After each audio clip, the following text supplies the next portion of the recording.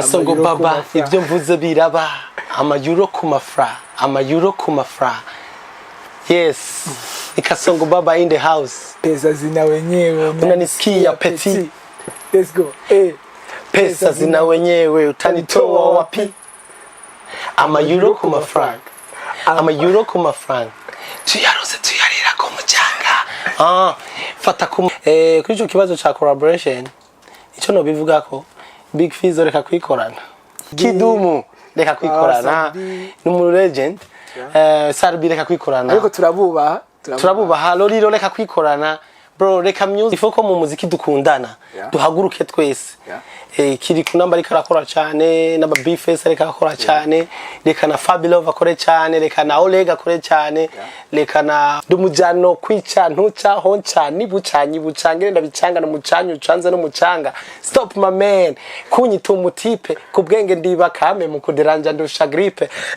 nta kintu cyanyoheye kera umuziki waruryoshe ariko gihe cyasosoke uracibuka hari indirimbo zaza nka lolololololololi kuri beach man turakene ko abantu dusigaye dushutingira mu ibarabara dufise ahantu heza Rwanda irabizira no bana baronde niho bwira uja mu ishambo utazi ugashinka utazi so nashanze baranyeretse atabani bo bazana ariko abantu nkeneye ba international man ndabona ku ma page ya Instagram ariko ni come out guys ngo mukore ibiganiro uvuga ati genda mu modo ndambara neza ndafise Hello people, what's poppin'? Mwene chamana mutsevaye na mwerereye. This is another vibe, another vibration. It's your boy X-Ray, the fan boy. So, iyi ni music debate ugira kandi rero nabazaniye ndi mutumire. Bibaza ko ari ndi. La fois passée nabazaniye mutumire. Nabazaniye batumire babiri. Mwe ari mu producer undi akaba umuririmbyi. So, ubure nabazaniye ndi mutumire ariko kuduha hit. Baza ko ari ndi. Reka ndamubazanire tumuramutse. Ni Kasongo baba wa Gwan. Yes man. Kasongo baba in the house. Yeah. Namutsa abakunzi ba BITV. Abakunzi ba BITV ndabaramukije, go and subscribe and like so hama karibu mu kiganiro. Yeah, okay. Mukije abakunzi ba BITV muramubona ikintu ngomba ko duhera ku cambere. Umujama arakaze. Ikintu ngomba ko duhera ku cambere. Kasongo baba. Yes. Your freestyle please. Kasongo baba ibyo mvuze biraba amayuro ku mafra yes Kasongo baba in the house pesa zina wenyewe unanisikia petit let's go pesa zina wenyewe utanitoa wapi amayuro ku mafranc tuyarose tuyarira ko mucanga fata ku mafra amayuro ku mafra big money that's my vibe post number 1 post number 2 umwana kuma 1 kuma banga mabizu Kasongo baba ibyo mvuze biraba break muri guest umwana kumusaraba big man thing ubane ni bane upane ni pane Kasongo Martin that's my name my nigga bro. That song's full of vibe. Yes. Vibe. Ikibazo ca mbere ngo mudakubaza imbere ko twinjira muri debate nabwiye ko ari music debate ariko ikintu no kwibagira coach imbere ko dutangura nibwo Kasongo yakibabwiye genda mugire subscribe kuri YouTube channel yacu Instagram, Facebook, mugire subscribe kuri YouTube, mugire partage, commenter hama mugume mutubwira ivyo mukeneye umustar mwa mukeneye tumubazanira nga muri BITV. Nababwiye nganye nushobora kuronka the updates news. So kazi ca mbere Kasongo uri umuraperi. Yes. Yeah. Uri umuraperi musanzwe gukora ibikorwa vya nga mu Burundi. Donc you from? I'm from Sweden. Yeah. Ndi Burundi ariko nkaba muri Sweden. Okay. So kuva muri Sweden waraje nga mu Burundi uvuga ati ifise project twagiye tubona uduhaye collaboration irimo abaraperi ihujwe n'abaraperi hariho Kasongo baba ari wewe hariho LG hariho Fabilove na Kingorongoro bajya baraperi wimviye gute guhuza bajya baraperi mbega kweri kutahisemo kuzana kiriko canke Bface mugabo kimvira bajya nimvuye bajya cause at the moment nashaka ngarukane kandi bwa buryohe bwa hip hop akaba ari bwo bwanteye agatireka Kasongo baba na like mfata indege nze dutangurire hasi dukore kantu karyoshe ka video kari clean duteze imbere hip hop yes First of all, congratulations kuri video imeze neza kandi urabona ko abantu bayakiriye neza muri rusange. So uratubwiye yuko ushaka kuzana burya buryohe bwa hip hop. Eske chaki nyene nakubajije wewe wavuye hariya muri Sweden wasomye umukenyero uvuga ati jewe angiye kurondera Fab Love, ngiye kurondera Kingorongoro, ngiye kurondera Odege. Wababonye mu kibajya abantu barusha abandi bari nababonyemo yuko ifoko mu muziki dukundana duhaguruke twese. Kiri kunamba ariko arakora cyane n'aba Bface ariko arakora cyane, reka na Fab Love akore cyane, reka na Olega akore cyane, reka na Kingorongoro akore cyane, reka twese tudugira icyarimwe ata dusize inyuma, reka twese dukora ibintu byiza turi ku kivi. So twese tugiye hamwe byose birashoboka. Hip hop turayikunda twese, so twese dusangiye ikibuga. Bakunzi ba BITV muriko muramuvana Kasongo Baba ratubwiye igituma yumviriye kuzana Fab Love Kingorongoro na OG. Ijya ndirimbo kandi cyo babwira mugende mwira kuri YouTube iracari nshasha camutu buryohe yitwa Pesa amayuro ku mafra tuyarosa tuyarira ko mucyana nabtumvise kandi muri December ni gihe cyo kuvibinga man, ni gihe cyo kuvibinga December ramos tuba dufise Noel tuba dufise bonane bona rero makuza. I'm wrong ariko murabizi yuko ukwezi turimo ni vibe tuba dukeneye kuryosha, tuba dukeneye kunwa, tuba dukeneye ibintu pesa amahera niyo ntanduruko, amahera niyo ntanduruko ya byose. Yes man.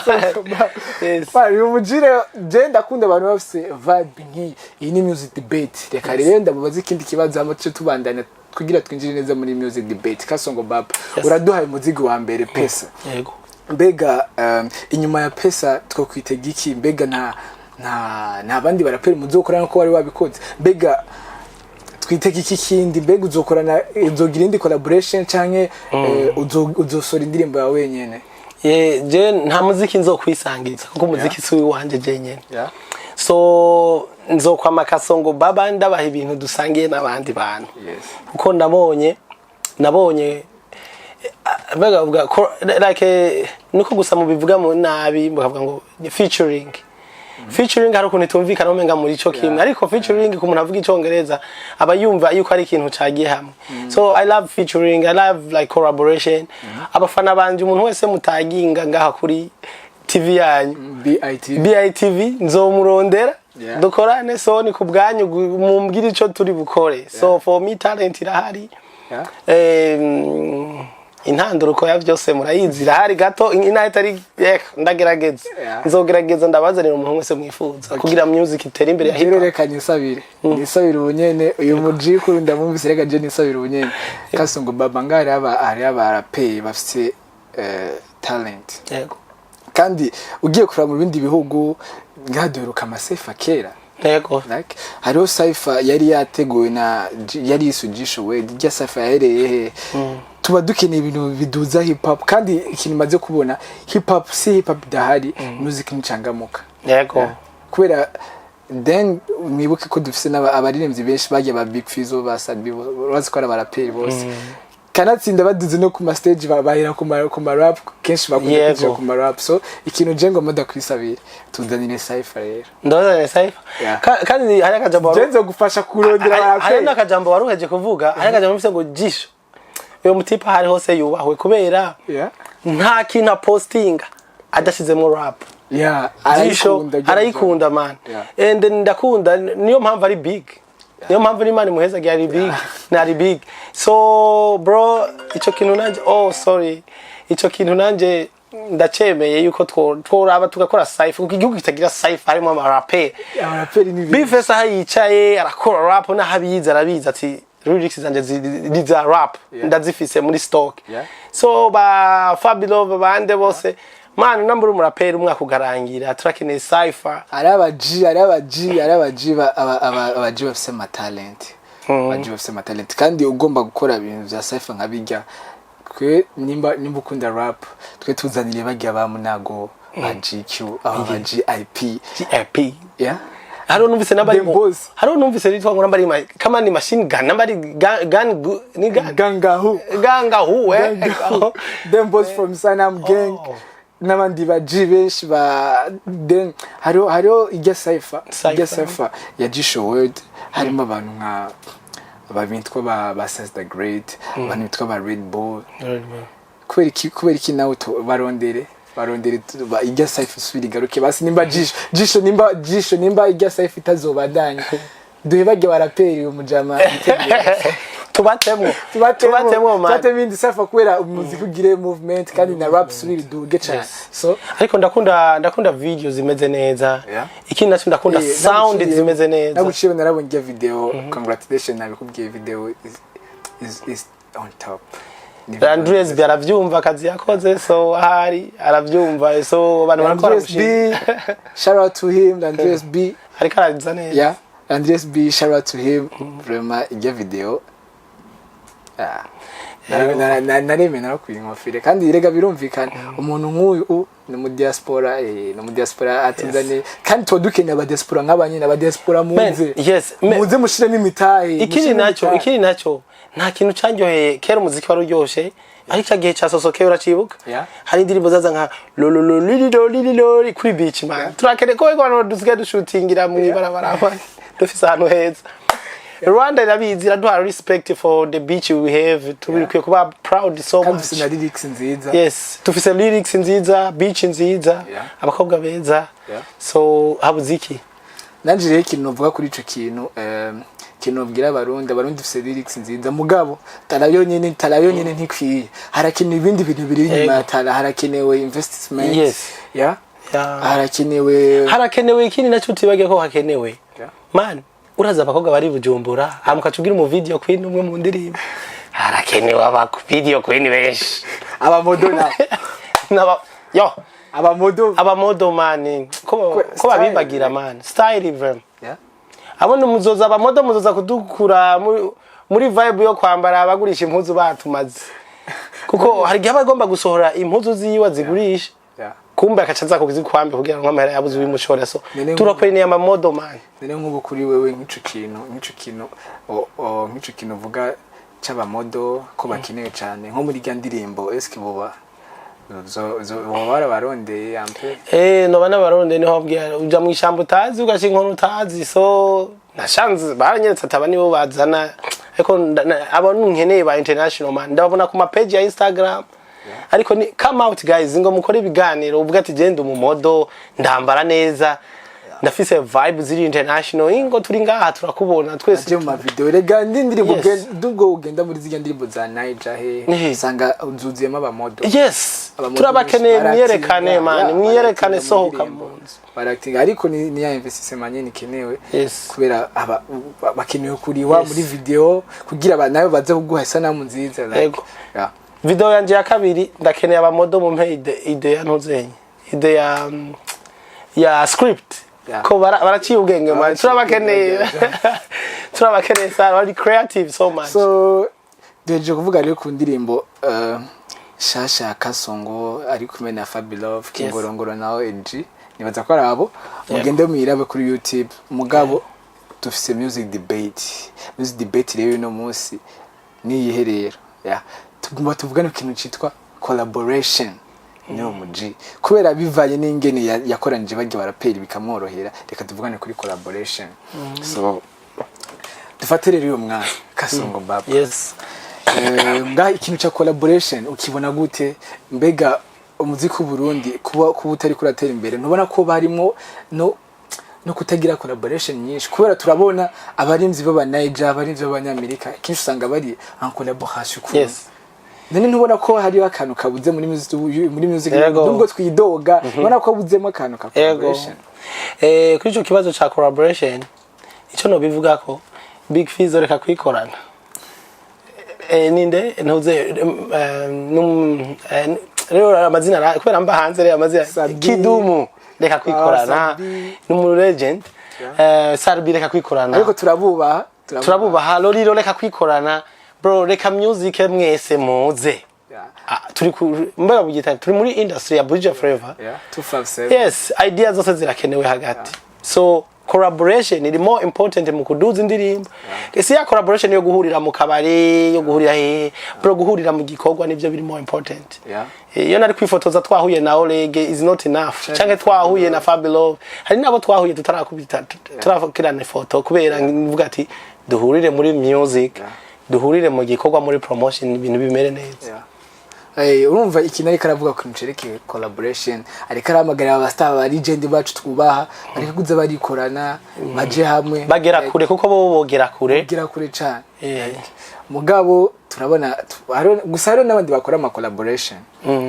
mbega kuri ico kintu nyene waruvuze ku cerekeye nyene abo ba legend nk'ubu nka Natasha aheruka kuduha collaboration ni kumwe na Jones Calligraph ubona ko ari collabo novuga iri international somehow mugabo si collaboration yo nga mu Burundi eske ijya collabo bagiye gukorera hariya yagiye muri Kenya mbega yo iyafata ijya collabo akayikorera nga mu Burundi n'undi muri n'ivyo mu Burundi ufate iyo bari collabo ya Natasha na Big Fizzo kubera bavuga ngo ija kuri share kona iyo dufatiye abari collabo ya Natasha na Big Fizzo mbega ntubona ko randi ari gushika collabo igashikana umuziki w'u Burundi hama tugaca tujya gutobora rero tukaja kurondera bajya bo hanze collabo number Natasha yayikoze na Calligraph Jones hama akaca ronka views nyinshi zikaduga collabo nanje nkeneye ni nkuko Calligraph Jones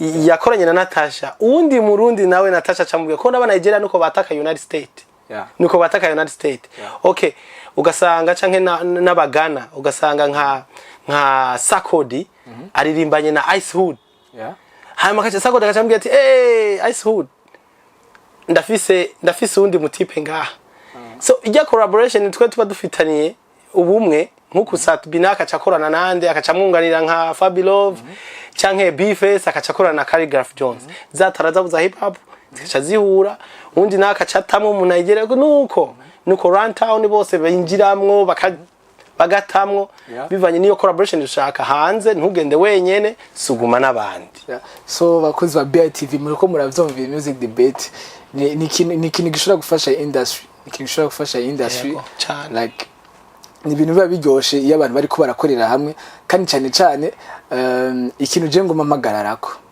duhagere kuri umuziki wa rap kuri umuziki wa rap urazana movement cyane none ikiri naco kuri dusuye kuri akajambo gato barabibona Bruce Melody you see ntubona yaririmbye na uwo muri Tanzania ntuzenye Harmonize none indirimbo za Harmonize n'abanyarwanda umaze kubona ni zingahe irarenga imwe nyinshi harimo abandi baririmbyi bo abanyarwanda bace baronka ijya opportunity usuguma yaci nuze harundi Kiniso yaci akorana na Harmonize yes nuko Burundi dukwiye gukora je Kasongo Baba nkoze collaboration nshaka nundi murapere bice bimworohera nawe nyene gukorana nawe so niyo nzira abaririmbyi dukeneye reka mwike kwikorana rero mureke kwikorana sharatu ku kintu wazanye cha collaboration ariko ari kibazo tanyishuye nakuba Jenny turaronse pesa yego wari kumena ba Oleg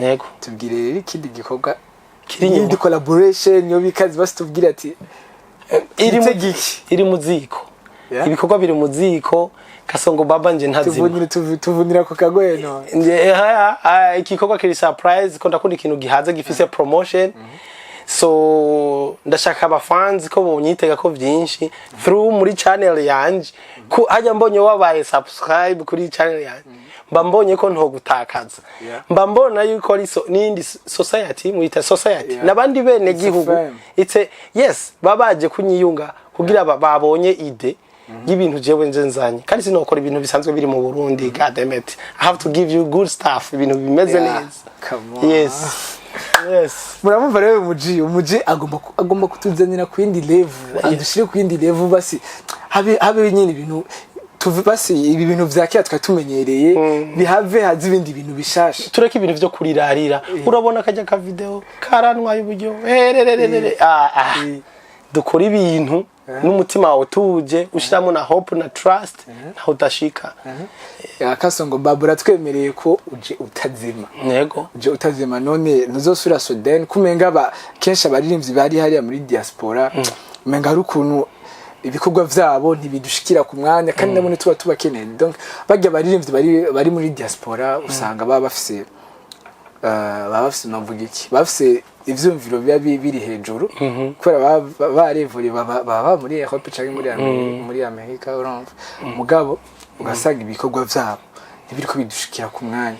Eske wewe ntuzavu tunyoteza bega ndaba nk'ipesa irasohotse nk'ubu twoza tubona so yindimo ho mu kwa gatanu 2024 twe tuba dukeneye gumutsa uko nyine twemeye kwanza kuri cyo cy'aba diaspora ndo mu diaspora abadiaspora muri hanze mukora music banzo batumiriye nabone kuza nabo nyene ni muze bagira collaboration ko kwa ikindi cya kabiri nibo bateze umuziki imbere kuko uwo bimenya ko David ari mu diaspora muri Nigeria niko gusa iryo jambo atarivuga nkuko mwe twe turikoresha mu gifaransa.